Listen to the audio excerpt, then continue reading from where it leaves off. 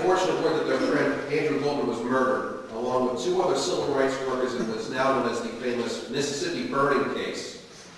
This caused Paul to slightly rewrite the ending of this song, He Was My Brother, and dedicate it to Andrew. It's that rewritten version that actually appears on the Wednesday 3 a.m. album. So this album was released in October of 1964, but unfortunately it was lost in a glut of early Dylan imitators. It was also panned by the few reviewers who even bothered to listen to it. So one reviewer wrote, "The duo had promise, but it was hard to take serious an album when Go Tell It on the Mountain is being sung by 2 nice Jewish boys from Queens."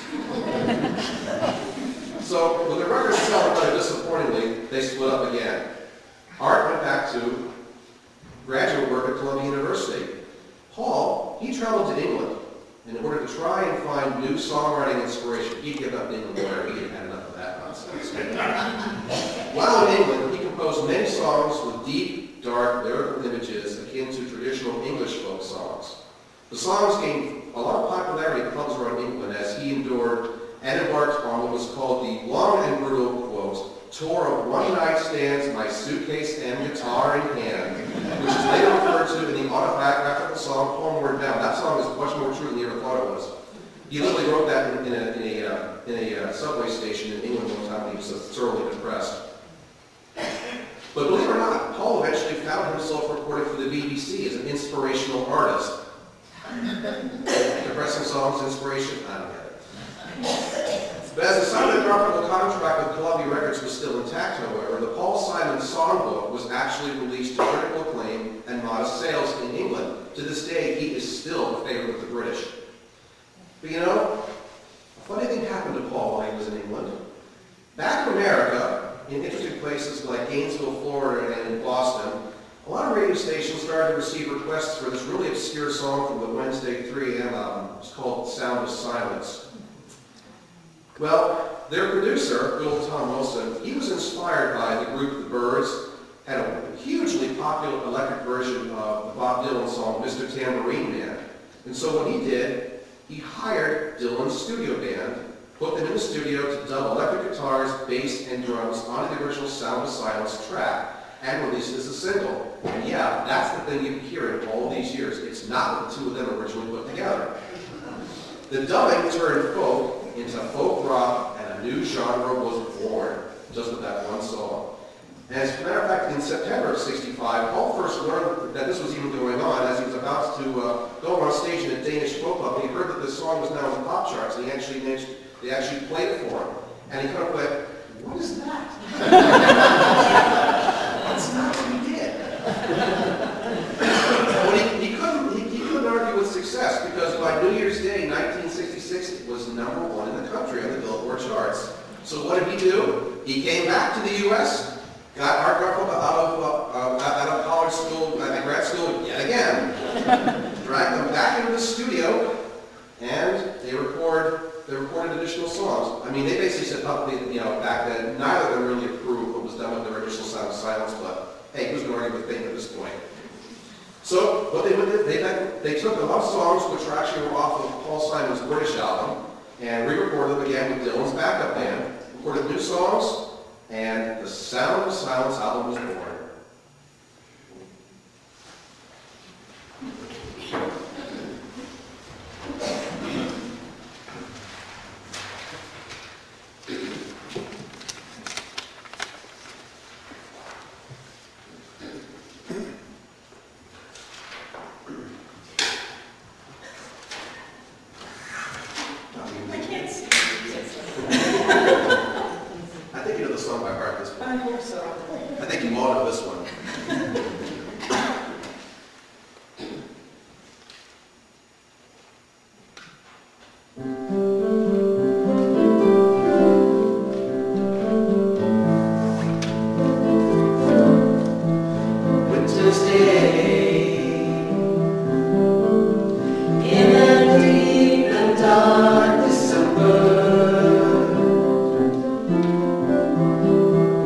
I am alone.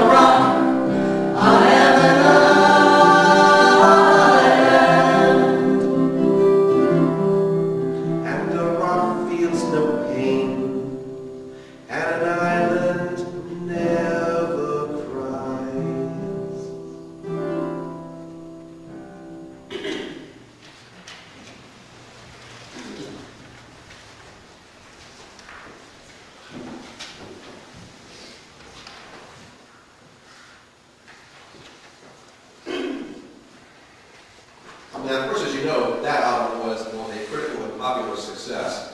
And Simon and Garfunkel went on touring the U.S., playing at symphony halls, college demonstrations, and everywhere in between. Now, although they recorded mostly with Dylan's backup band, they toured as a duo, singing only to the tune of Paul's acoustic guitar, kind of like what we're doing for you today. They managed to pull off the nifty feat of appealing to varying segments of the pop and rock audience in various age groups, not just the adolescents, without compromising their music. They turned out to be both acceptable to teenagers who found them relevant and adults who found them intelligent.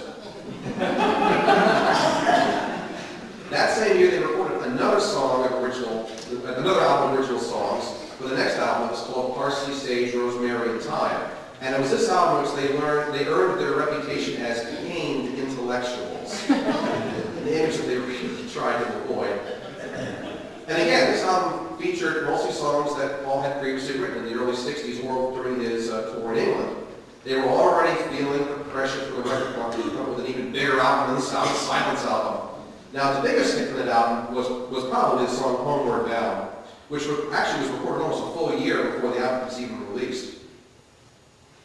But it was the album's title track that ultimately received the most praise. It was one of those ideas that, it didn't seem like a big deal at the time, but was later credited as so-called genius by the so-called experts, really. It was a song that combined two separate songs sung at the same time in a simplified Baroque point-counterpoint style. Now, while in England, Paul had been learning many of the medieval folk songs, and one of his favorite was the peaceful and serene song Scarborough Fair. So we decided to combine that with an anti-war poetic song that he had previously written called The Side of a Hill, which you heard earlier. But some of the key lyrics of that song are, "The war rages on in a land called somewhere, and generals order their soldiers to fight for a cause they've long ago forgotten, all the cloud makes on the side of the hill." Now, those two songs really didn't gel together initially, so he wound up rewriting the poem and called it Pinnacle instead. Now, as a new track on the album, it was not released as a single because they already had lots of other singles on the pop charts. And back then, they only got one song at a time playing on the radio. However, as the Vietnam War raged on and got more and more unpopular, requests for radio play for this song increased until it was finally released as a single in 1968, almost 2 years after it was recorded. And while many anti-Vietnam War songs were sung around that time period, none matched the beauty of this Simon and Garfunkel song, and few had the ability of reaching multiple generations.